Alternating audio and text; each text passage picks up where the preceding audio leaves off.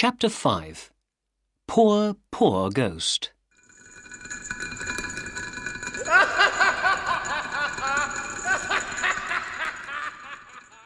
A few days after this, Virginia and the young Duke went out horse-riding.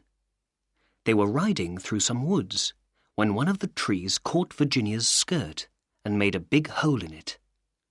Later, when she got home, she went up the back stairs to her room.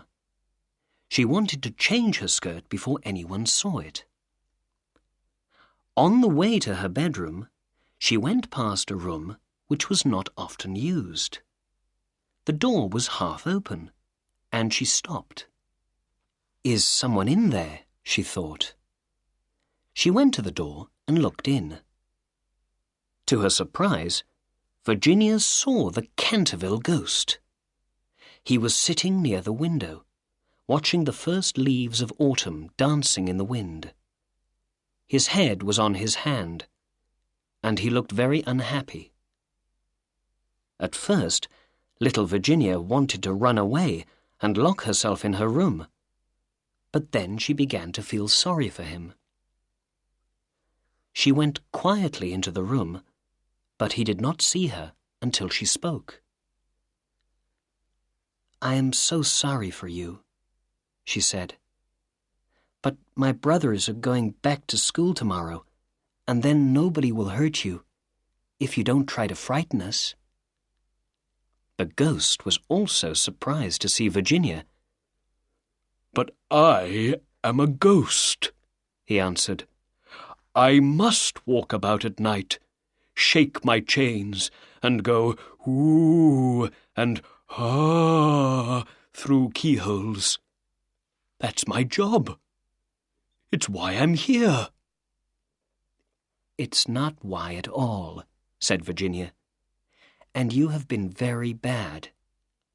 Mrs. Umney told us that you killed your wife." "Well, that's true," said the ghost. "It is very wrong to kill anyone," Virginia told him. "Oh, that's very easy to say," said the ghost.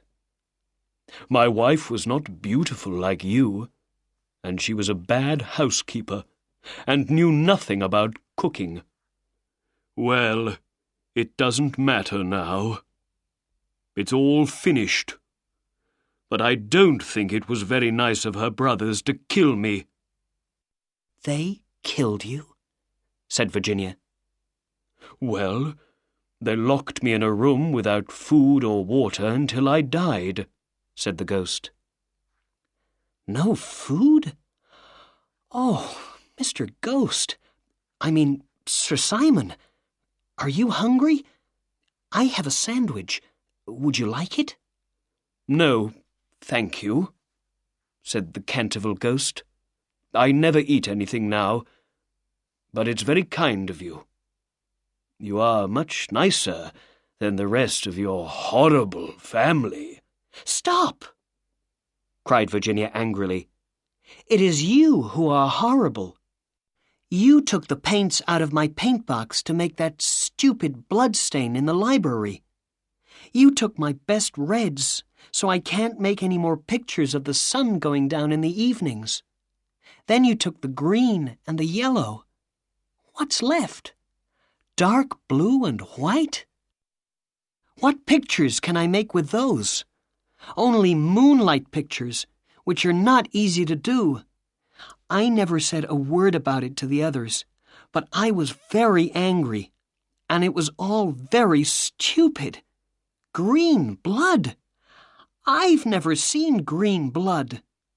"Well, what could I do?" said the ghost. "It's very difficult to get real blood these days, and your brother started it all with his Pinkerton's famous stain cleaner. So I used your paint. What's wrong with that? You Americans don't understand anything." "You know nothing about Americans or America," said Virginia. "Why don't you go there? Father will be very happy to pay for your ticket. There are people in America who are ready to pay $100,000 to get a family ghost." "No, thank you," said the ghost. "I don't think I would like America." "Why?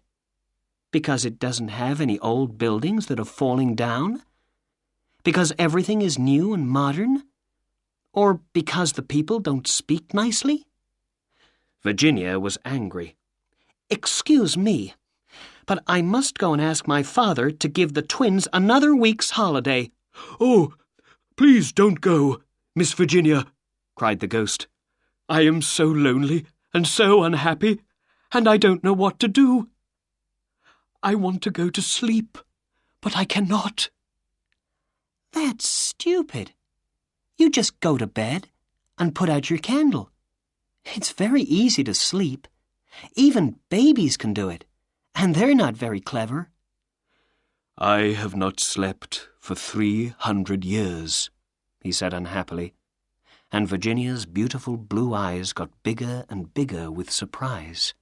300 years, he said again, and I'm so tired. She began to feel sorry for him once more. Her little mouth trembled like the leaves of a flower, and she looked at him kindly. "Poor, poor ghost," she said quietly, and moved nearer to him. "Isn't there anywhere that you can sleep?"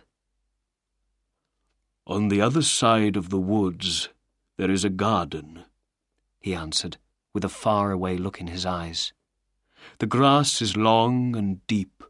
There are beautiful white flowers, and a bird sings sweetly all night long.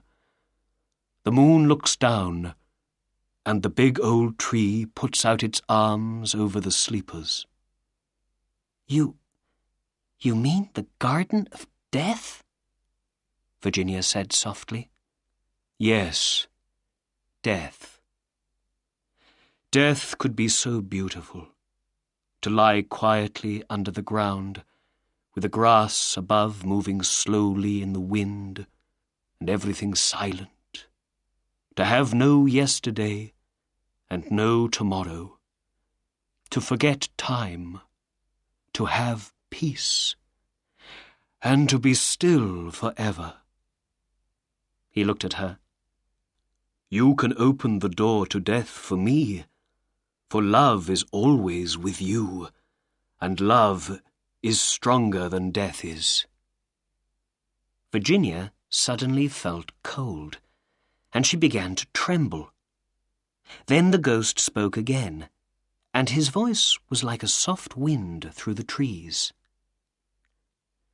"Have you ever read the old words on the library window?" he asked. "Oh, yes, often," cried the little girl. "I know them well. They are painted in strange black letters and are difficult to read. There are only 4 lines. When a golden girl has prayed for you, and a little child has cried for you, the house will then be quiet and still, and peace will come to Canterville." "But I don't know what they mean." "They mean this," said the ghost. "You can pray for me, because I am bad and cannot pray. You can cry for me, and for all the bad things I have done, because I cannot cry. And if you have been sweet and good and kind, death will be kind to me. Horrible shapes will come to frighten you in the darkness, and you'll hear terrible voices in your ear, but they cannot hurt you.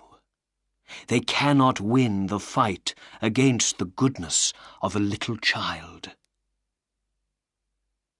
Virginia did not answer, and the ghost watched her unhappily. Suddenly she stood up.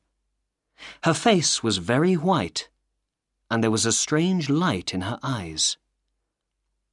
"I'm not afraid," she said. "I'll pray for you to die, and for you to have peace." With a small but happy cry, the ghost stood up, took her hand, and kissed it. His fingers were as cold as snow, and his lips burned like fire. Virginia went with him across the dark room. Suddenly the wall opened, and there was a great black hole in front of her. A cold wind came out of the darkness, and she could feel something pulling at her dress. "Come quickly, quickly," cried the ghost, "or it will be too late." And in a second the wall closed behind them, and the room was empty.